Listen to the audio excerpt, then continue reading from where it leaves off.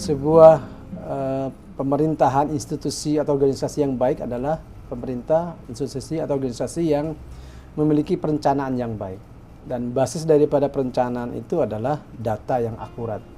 Dan data yang akurat itu harus lahir dari penelitian dan pengembangan dari sebuah institusi yang mandiri. Baik. Supaya mereka bisa fokus pada pekerjaannya dan memberikan masukan-masukan yang berarti dalam rencana ke depan pembangunan. Apalagi negara kita kan telah mencanangkan tahun 2045 sebagai tahun emas, sebagai Indonesia emas.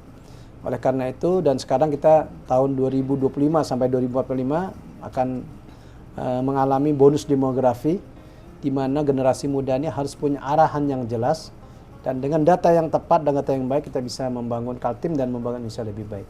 Apalagi Kalimantan Timur sebagai calon ibu kota negara harus benar-benar inline dengan kebijakan pusat.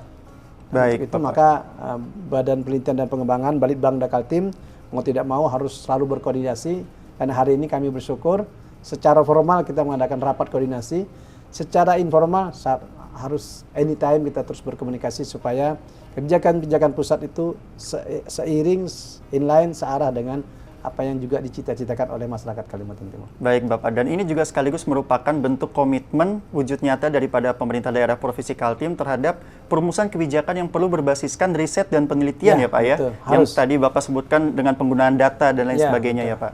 Oleh karena itu kita juga mau tidak mau berkomunikasi dan berkolaborasi dengan pihak-pihak yang bekerja secara menggunakan data sebagai basis kerjanya. Baik. Di antaranya misalkan BPS, statistik, kemudian Bapeda, Balitbangda, sehingga data-data ini terus terkoordinasi dengan baik, sehingga kita bisa mengukur tingkat keberhasilan kita dan bisa membuat kebijakan yang tepat untuk mensejahterakan masyarakat Kalimantan Timur. Baik Bapak, selain stakeholder yang Bapak sebutkan tadi, kami juga mendapat informasi bahwa Pemda Kaltim ini gencar melakukan kolaborasi dengan perguruan tinggi ya Pak, dengan melibatkan berbagai akademisi dan pakar. Sekali. Itu bagaimana dalam pandangan tadi Bapak? Itu saya cuma lupa aja menambahkan. Dan selama ini kita membangun kerjasama dalam berbagai hal.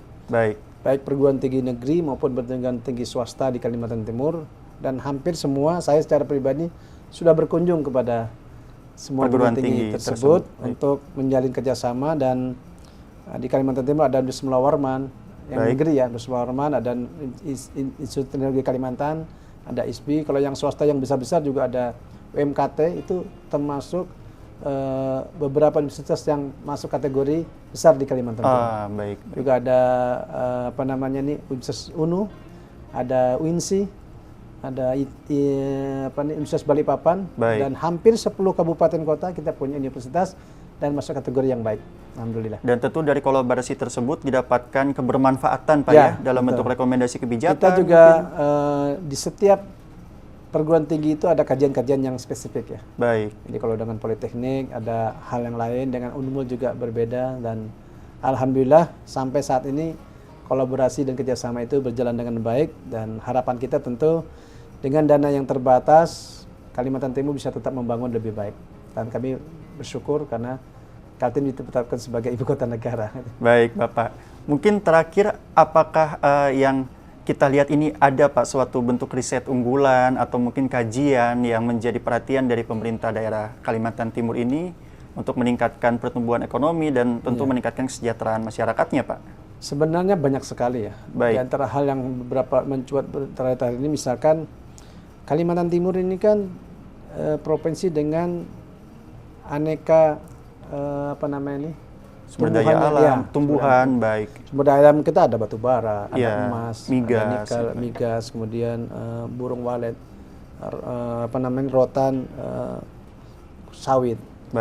Nah, yang kita butuhkan nanti hilirisasinya, supaya nanti ada migrasi penduduk dan kemanfaatannya lebih banyak.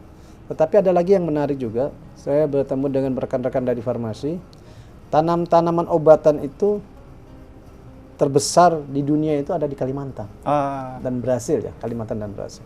Ini bisa dikembangkan sebagai industri farmasi yang luar biasa. Potensinya luar biasa ya Pak.